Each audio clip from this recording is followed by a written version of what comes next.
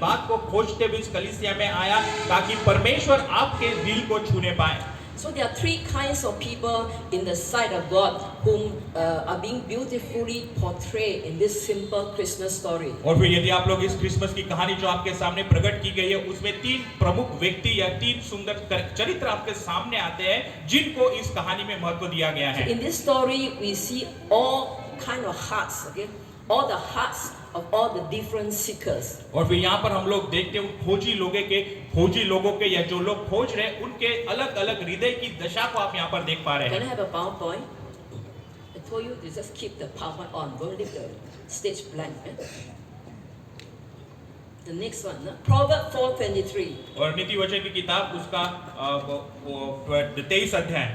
It says, "Keep your heart with all diligence, for out of it spring the issues of life." और इसलिए वहाँ पर लिखा है नीति वचन की किताब उसका 4 अध्याय 23 पद वहाँ पर लिखा है कि अपने हृदय को आपको शुद्ध या साफ रखने की जरूरत है क्योंकि उसी में से जीवन की सारी बातें निकलती हैं।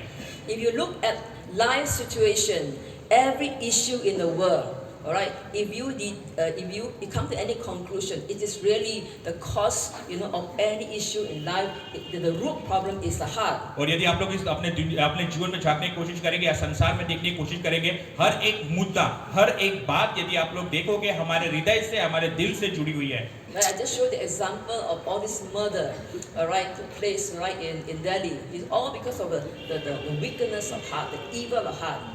Heart problem. और भी मैंने जिस तरह से दिल्ली में जो मर्डर्स हुए हैं, दिल्ली में जो निर्मम हत्याएं हुई है, उन सारी बातों को जब मैंने आपके सामने रखा है, वो सारी बातें हृदय की दशा के साथ में या हृदय की जो अभिलाषा है, हृदय की जो बुराई है, दुष्टता है, उससे जुड़ी हुई है। Why is there so much of breakdown in marriage, breakdown in family, fighting in workplace, and the kind of unrest in the society? It's all because of the issue of heart. और फिर क्यों विवाह टूटने के कगार पर है, क्यों परिवार टूटने के कगार पर है, क्यों संबंध टूटने के कगार पर है, जहां पर हम लोग काम करते हैं वहां पर रिश्ते नाते टूटने के कगार पर है, क्यों ऐसा हो रहा है? क्योंकि वो सारी बातें हमारे दिल की दशा से या हमारे हृदय की अवस्था से जुड़ी हुई है। There's something in the human heart that is keeping us from being the people that we should be, ought to be.